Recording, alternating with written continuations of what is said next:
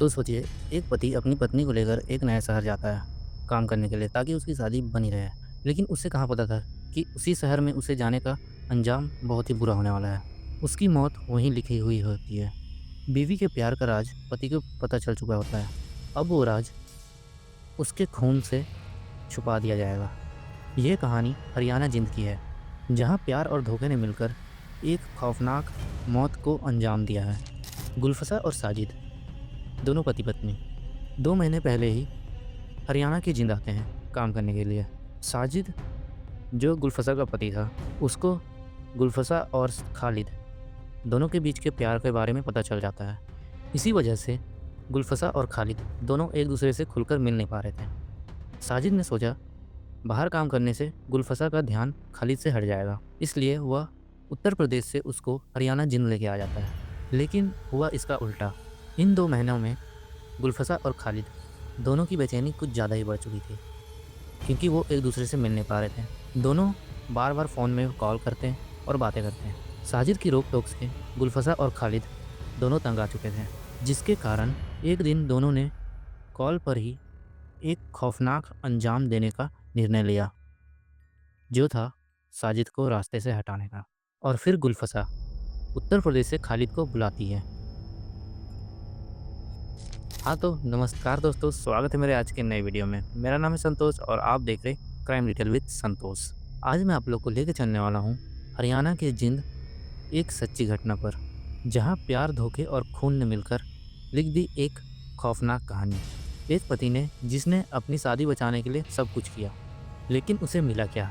उसकी ही बीवी की और उसके प्रेमी से मिलकर बनाई हुई मौत की साजिश।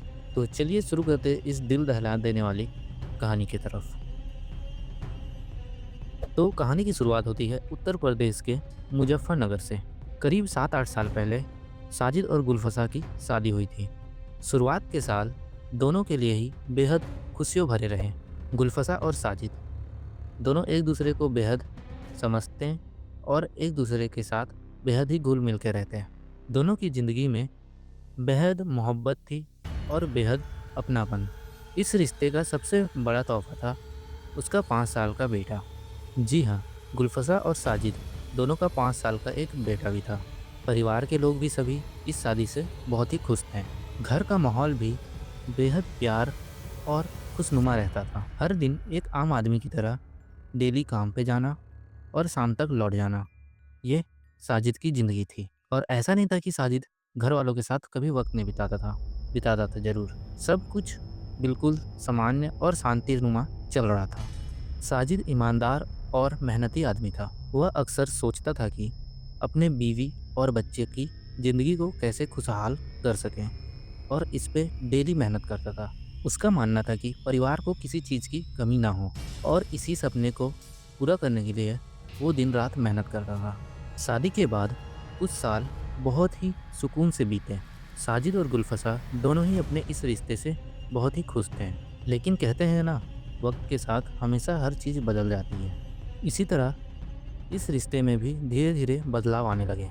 शुरुआत में ये बदलाव छोटे छोटे तकरारों से आया, कभी घर के मामूली से कामों को लेकर, तो कभी एक दूसरे की आदतों को लेकर। पहले तो ये दोनों इस बात को नज़रअंदाज कर देते थे, लेकिन फिर ये तकरार धीरे धीरे बड़ी होने लगी। समय बीतता गया और गुलफसा और साजिद दोनों के बीच तनाव बढ़ता गया। अब ये तनाव सामान्य नहीं रह गया था, क्योंकि इसके पीछे छुपा था एक राज। साजिद को महसूस होने लगा कि उसकी पत्नी धीरे धीरे उससे दूर होने लगी है। वह अक्सर देखता गुलफसा का ध्यान अब पहले जैसा नहीं रहा है। कभी वह बिना वजह गुस्सा करती, तो कभी उसके सवालों का साफ जवाब ही नहीं देती। साजिद की नज़रों में कुछ छुपा नहीं था। एक पति होने के नाते उसने कई बार कोशिश की कि अपनी पत्नी को समझाया जा सके। वो उसे प्यार से कई बार समझाता, उसके साथ बातचीत करता और उसे समझाने की कोशिश करता कि परिवार और रिश्ते की अहमियत कितनी होती है। लेकिन हर बार उसकी कोशिशें नाकाम हो जाती हैं। कभी कभी यह बात जब हद से ज़्यादा बढ़ जाती, तो साजिद गुलफसा पे चिल्ला उठता। यह व्यवहार उसका स्वाभाविक व्यवहार था, क्योंकि वह एक पति था जो चाहता था कि उसकी पत्नी उसकी बात सुने और उसके साथ खड़ी रहे। पर गुलफसा जैसे अब वो साजिद की बात को सुनना ही नहीं चाहती है। उसकी खामोशी, उसकी बेरुती और उसके बदलते तेवर साजिद के मन में एक बेचैनी छोड़ जाते थे। और इन सब तनावों का असली वजह था गुलफसा की ज़िंदगी में आया हुआ एक शख्स जिसका नाम था खालिद। हैरान तो करने वाली बात यह थी कि खालिद कोई और नहीं, गुलफसा का देवर ही था, यानी कि साजिद का ही चचेरा भाई, यानी घर के ही रिश्ते में से कोई एक। यही वजह था कि शुरू शुरू में इन दोनों की नज़दीकियों के बारे में सबको शक नहीं होता है, क्योंकि ये तो एक रिश्ता था। क्योंकि चचेरे भाई बहन इस जैसे रिश्तों में आमतौर पर मिलना एक आम बात होती है। लेकिन धीरे धीरे इन मुलाकातों ने कुछ और ही रंग देना शुरू कर दिया था।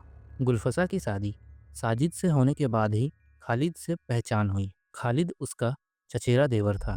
शुरुआत के समय में दोनों के बीच एक आम बातचीत ही होती थी, थोड़ी हंसी मजाक, कभी हाल चाल पूछना। लेकिन वक्त के साथ ये रिश्ता एक अलग ही मोड़ की तरफ बढ़ने लगा। साजिद जब घर से बाहर होता तो गुलफसा और खालिद दोनों आपस में मिलते और ये मुलाकात धीरे धीरे करके बढ़ने लगी। धीरे धीरे इनका रिश्ता सिर्फ बातों से सीमित नहीं रहा था। अब दोनों एक दूसरे से मिले बिना कुछ अधूरा सा महसूस करने लगे।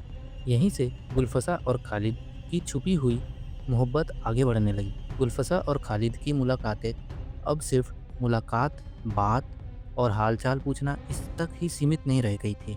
धीरे धीरे दोनों एक दूसरे के साथ शारीरिक संबंध भी बनाना शुरू कर चुके थे।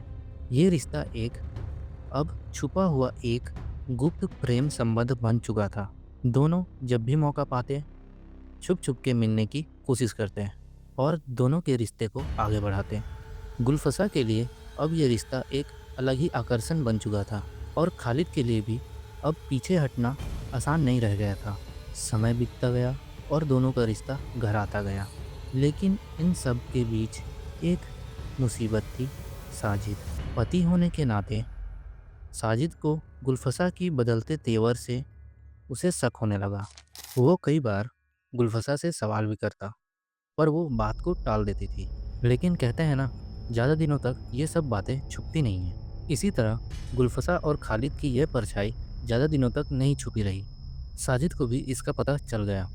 यहाँ पे साजिद ने अपनी होशियारी दिखाते हुए सोचा कि चलो मेरी ही पत्नी है, समझा दिया जाए।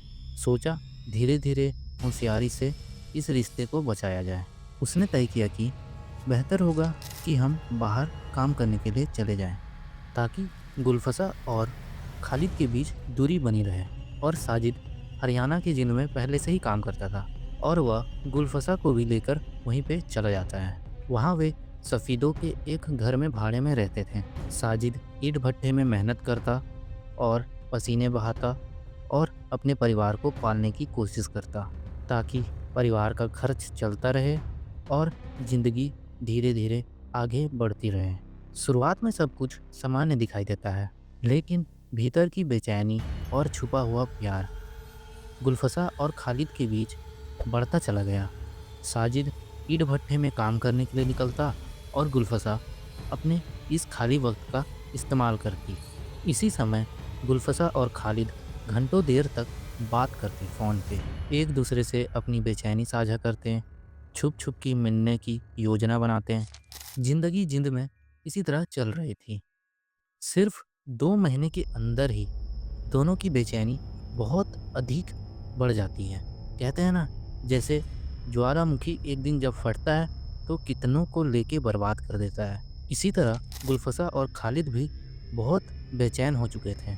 इसी तरह वो कई नए नए प्लान बनाते मिलने का, लेकिन साजिद की मौजूदगी उनके बीच में एक बड़ी दीवार बन रही थी। हर कोशिश नाकाम हो रही थी और हर नाकामी उनकी बेचैनी को और बढ़ा दे रही थी। आखिर एक दिन दोनों के दिमाग ने एक खतरनाक साजिश को जन्म दिया। एक ऐसी साजिश जिससे रिश्ते की मर्यादा, खून का रिश्ता और इंसानियत सब कुछ भुला दिया गया। गुलफसा और खालिद अपने इस प्यार में इस कदर अंधे हो चुके थे कि उन्हें तो ये ख्याल तक नहीं आया कि साजिद उसका ही पति है और खालिद का भाई है। उनकी आँखों में बस एक ही पर्दा रह गया, मिलन की। और इसी चाहत ने उन्हें एक ऐसे रास्ते तक धकेल दिया जहाँ से वापस आना नामुमकिन था। और वो रास्ता था साजिद को अपने बीच से हमेशा के लिए हटा देना। गुलफसा और खालिद अपने जुनून की इस हद को बहुत पहले ही पार कर चुके थे। दोनों ने घंटों घंटों तक फ़ोन पे बातें की और योजना बनाई कि साजिद को कैसे अपने रास्ते से हटाया जाए। उन्होंने सोचा साजिद कब घर से निकलता है, कहाँ काम करने जाता है और कब लौटता है। हर छोटी से छोटी बात पर गौर किया गया। योजना बिल्कुल साफ थी। साजिद को वहीं ख़त्म करना है जहाँ उसे बचाने वाला कोई ना हो। गुलफसा और खालिद ने ठान लिया इस खतरनाक और दर्दनाक अंजाम को देने का। गुलफसा और खालिद ने अब ठान ही लिया था कि इस खतरनाक और दर्दनाक साजिश को अंजाम देने का, चाहे इसके लिए उनको कोई भी हद पार करना पड़ जाए। फिर आता है 10 जून। रोज की तरह साजिद इस दिन भी सुबह को काम करने के लिए निकल जाता है, ईंट भट्ठे के लिए। दिन भर मेहनत मजदूरी करके वह शाम को दिन ढलने के बाद घर लौट आता है। घर आकर वह रोज की तरह रात का खाना खाता है। खाना खा लेने के बाद वह थोड़ा आराम करने के लिए जैसे लेटता है। गुलफसा की नज़रें तो उस पर थी ही, लेकिन उसके दिल और दिमाग में कुछ अलग ही चल रहा था। रात का खाना खाने के बाद गुलफसा ने साजिद को कहा कि चलो खेत की तरफ घूम के आते हैं। जिंद में ये आम बात थी। लोग अक्सर रात में यहाँ पे इसी तरह नाइट वॉक करते थे, इसीलिए साजिद को भी इसमें कोई शक नहीं होता है। उसे लगा ये तो रोज़मर्रा की आदत जैसा है। वो आराम से उठकर उसके साथ चल देता है बाहर। लेकिन साजिद को ज़रा भी अंदाज़ा नहीं था ये टहलना उसके लिए कितना भयानक और कितना दर्दनाक होने वाला है। ये टहलना उसके जीवन का एक अंतिम टहलना हो सकता है। रात के करीब 10 साढ़े 10 के बीच गुलफसा ने साजिद से कहा, मुझे रेल लाइंस की तरफ जाना है टॉयलेट के लिए। असल में ये सब पहले से ही रचा एक प्लान था। फ़ोन पर पहले ही गुलफसा और खालिद ने तय कर लिया था कि गुलफसा साजिद को बहाने से झाड़ियों की तरफ रेल लाइंस की तरफ लेके जाएगी और वही झाड़ियों के पीछे खालिद छुपा होगा और उसके सामने आते ही उस पे हमला कर देगा। और यहाँ पर हैरान कर देने वाली बात तो ये है कि खालिद जो आया है वो सिर्फ साजिद को मारने के लिए यूपी से यहाँ तक आया था। ठीक उनकी बनाई हुई प्लान के मुताबिक उसी तरह उस रात सब कुछ हुआ। गुलफसा साजिद को लेकर रेलवे लाइंस की तरफ बढ़ती है और जैसे ही साजिद झाड़ियों की तरफ बढ़ता है, वहाँ से खालिद अचानक से निकलकर साजिद पर ताबड़तोड़ तेज हथियार से उस पर कई हमले कर देता है। इस बीच साजिद बचाव के लिए कोशिश तो करता है, पर उसके पास हथियार होने के कारण वह असफल हो जाता है। हथियार का वार इतना घातक होता है कि वो वहीं पे लड़खड़ाने लगता है और लड़खड़ा के वो वहीं पे गिर जाता है। फिर भी साजिद की उस समय मौत नहीं होती, उसकी सांसें अब भी चल रही थी। ये देखकर खालिद ने पास ही पड़े एक पत्थर से उसके सिर पर एक जोरदार वार कर दिया, जिससे उसकी मौके पर ही मौत हो गई। साजिद की मौत के बाद गुलफसा और खालिद दोनों ही वहाँ से मौके पर फरार हो जाते हैं। सबसे पहले गुलफसा वहाँ के आसपास के एक पानी टैंकर के पास जाकर अपना स्नान करती है और कपड़े से खून के धब्बों को मिटाती है। यानी कि वो पूरी सबूत को मिटाने की कोशिश करती है। धब्बे धोकर वो अपनी चेहरे में मासूमियत बांधे अपने घर लौट जाती है, जैसे मानो कुछ हुआ ही ना हो। और दूसरी तरफ खालिद इस अंजाम को देने के बाद उत्तर प्रदेश रातों रात ही भाग जाता है, क्योंकि अब उसका बस एक ही काम था, जो था साजिद को मारना, जो कि अब वो पूरा हो चुका था। इसीलिए वो वापस उत्तर प्रदेश भाग जाता है। और अगले दिन यानी कि 11 जून गुलफसा अपनी पूरी होशियारी दिखाती है। वो अपने चेहरे पे मासूमियत का नकाब पहनकर थाने पहुंचती है और वहां पुलिस को बताती है कि साजिद कल सुबह से काम पे निकला था और कल रात तक वो आया नहीं है। और उसकी इस बात को पुलिस वाले ध्यान में रखते हुए मिसिंग रिपोर्ट फाइल कर लेते हैं। और इसी तरह गुलफसा ने अपने ऊपर शक हटाने के लिए ये काम किया था, ताकि वो मिसिंग रिपोर्ट लिखवाए तो कोई उस पे शक ना करे।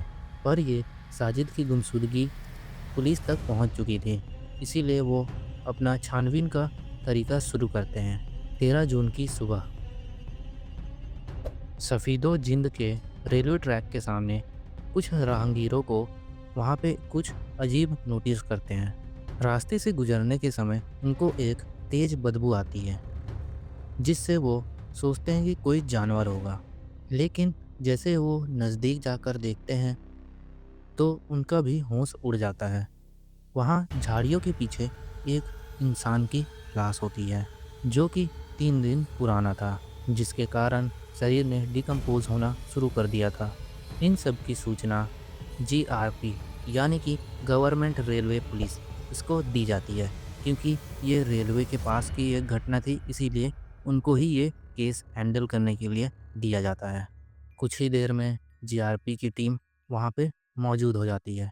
उन्होंने लाश को अपने कब्जे में लिया और जितने भी आसपास के छोटे से छोटे सबूत थे उनको भी इकट्ठा करना शुरू कर दिया।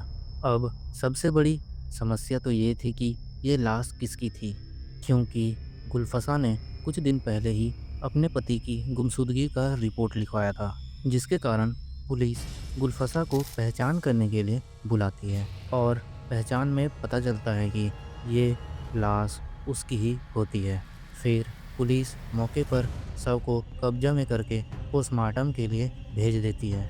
रेलवे लाइन पर जहां साजिद का शव बरामद हुआ था, वहां से कुछ सबूत भी मिले थे, जैसे कि एक धारदार चाकू, एक लाठी या डंडा जो आप लोग बोलते हो, और एक बड़ा पत्थर जिस पे खून लगा हुआ था। और ये पत्थर, जैसे कि मैंने आपको पहले ही बताया कि खालिद ने उस पे वार किया था, क्योंकि उसकी जान अभी भी नहीं गई थी। जी हाँ, ये वही पत्थर था जिस पे खून लगा हुआ था। ये सब सबूतों को पुलिस ने आगे की जांच के लिए और महत्वपूर्ण तरीके से इसको संभाल कर रखना उचित समझा। मौके पर बरामद शव और आसपास की प्रारंभिक जांच के बाद टीम ने मोबाइल लोकेशन निकालना शुरू किया, कॉल रिकॉर्डिंग की ट्रेसिंग की, और ट्रेसिंग के समय पाया गया कि एक मोबाइल नंबर जो गुलफसा का था वो घटना स्थल के पास दिखाया गया। उसके साथ साथ ही एक और नंबर दिखाया गया जो किसी और का नहीं, वो खालिद का ही था। कॉल रिकॉर्डिंग से यह स्पष्ट हुआ कि गुलफसा और खालिद ने घटना से पहले एक दूसरे से बात भी की थी। पुलिस ने शुरुआती ट्रेसिंग और सबूत के आधार पर गुलफसा को अरेस्ट किया, जो कि अपने भाड़े वाले घर पर ही थी। गुलफसा से लगातार पूछताछ की गई और उसकी एक्टिविटी को रिकॉर्ड किया गया। साथ ही पुलिस ने भी खालिद को मोबाइल लोकेशन के आधार पर उत्तर प्रदेश से उसको भी अरेस्ट किया गया। उसके बाद खालिद को जिंद लाया गया। जैसा कि मैंने आपको बताया था कि वारदात को अंजाम देने के बाद खालिद उत्तर प्रदेश भाग गया था। गिरफ्तारी के बाद दोनों से विस्तृत रूप से पूछताछ की गई। पूछताछ के बाद दोनों ने, गुलफसा और खालिद ने, अपना जुल्म कबूल किया और सारी सच्चाई बता दी। उन्होंने इस अंजाम को कैसे सफल किया, कैसे योजना बनाई, इन सब सारी बातों को उनके सामने रख दिया। इस तरह स्पष्ट हुई कि हत्या की पूर्ण नियोजन के साथ और साजिश के साथ की गई थी। अब उनके साथ क्या होगा ये तो न्यायालय ही बताएगी। तो दोस्तों, ये कहानी हमें दिखाती है कि प्यार और लालच कितनी बड़ी साजिश को जन्म दे सकता है। मेरी राय में इस केस की सबसे खतरनाक बात तो ये है कि गुलफसा और खालिद ने अपने रिश्ते की आड़ में एक ऐसी साजिश रची जिसमें कोई और नहीं, उसका ही परिवार उस साजिश का शिकार हुआ। तो दोस्तों, आप भी सावधान रहें और सतर्क रहें। किसी भी अंधविश्वास और लालच में कोई गलत कदम ना उठाएं। तो धन्यवाद। आप देख रहे थे क्राइम डिटेल विद संतोष।